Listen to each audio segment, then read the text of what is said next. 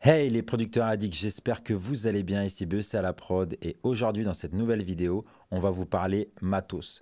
Donc avant ça, vous pouvez télécharger la première partie de la formation Pro Tools juste en dessous, je vous ai mis un lien et vous pouvez vous abonner à la chaîne YouTube en cliquant sur le bouton s'abonner.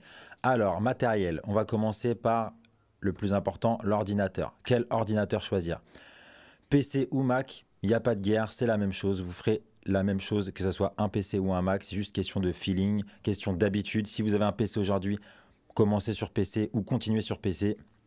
Et si vous avez un Mac, continuez sur Mac. Honnêtement, c'est très bien. Ensuite, il va vous falloir une carte son si vous faites des prises de voix ou des prises de guitare instrument. Donc moi, personnellement, j'utilise l'Apollo Duo, qui est certes un gros budget, mais moi je vous conseille pour les petits budgets une Focusrite Scarlett que vous pouvez retrouver juste là, qui est plutôt sympa et un budget à peu près de 120 euros. Ensuite pour les enceintes, moi j'utilise donc des Adam. C'est les petites Adam qui sont vraiment très bien, qualité de son parfaite.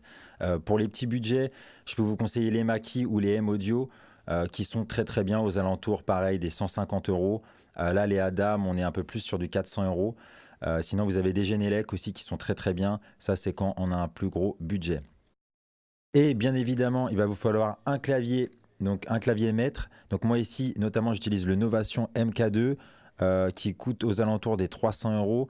Pour les petits budgets, je vous conseille aussi le petit Akai 25 notes où vous avez des claviers M-Audio à peu près aux alentours de 80 euros. Alors ce qui est bien dans celui-là, c'est qu'on peut vraiment contrôler le logiciel. Et ici, vous avez des petits pads. Si vous utilisez des samples, donc comme le Big Sample Addict que vous pouvez retrouver juste en dessous, au moins, boum, vous tapez ça sur les pads et vous avez une qualité exceptionnelle. Ensuite, bah bien sûr, il vous faut un logiciel. Donc le logiciel, moi personnellement, j'utilise Pro Tools.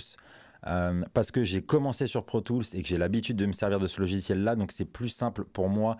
Voilà, on a les outils, on sait où ils sont placés, c'est beaucoup plus rapide.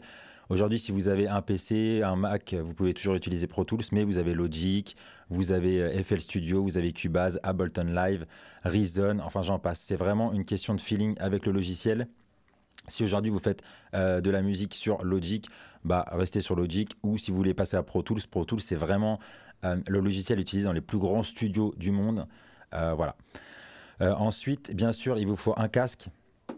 Alors le casque très important, surtout si vous composez la nuit chez vous. Moi je suis quelqu'un qui bosse tard, donc je commence vers minuit, je commence mes prods et je finis souvent à 5 heures du matin. Donc les enceintes, ça va être un petit peu compliqué pour les voisins.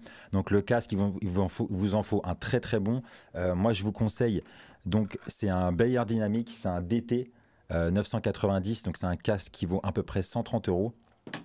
Et c'est vraiment une qualité sonore extraordinaire. Vous allez avoir vraiment un son très plat. Et quand vous pouvez même mixer avec, c'est ça qui est important. Quand vous allez retourner dans votre voiture, au moins votre mix, vous allez entendre que le son est de bonne qualité. Voilà, donc si vous avez des questions, n'hésitez pas, je vous répondrai en commentaire en dessous pour savoir s'il y a d'autres matériels que vous conseillez. N'hésitez pas à m'en conseiller aussi. J'espère que cette vidéo vous a plu. N'hésitez pas à mettre un petit like si vous avez aimé. Et je vous dis à bientôt dans une prochaine vidéo sur la chaîne Producteur Addict. Ciao les amis.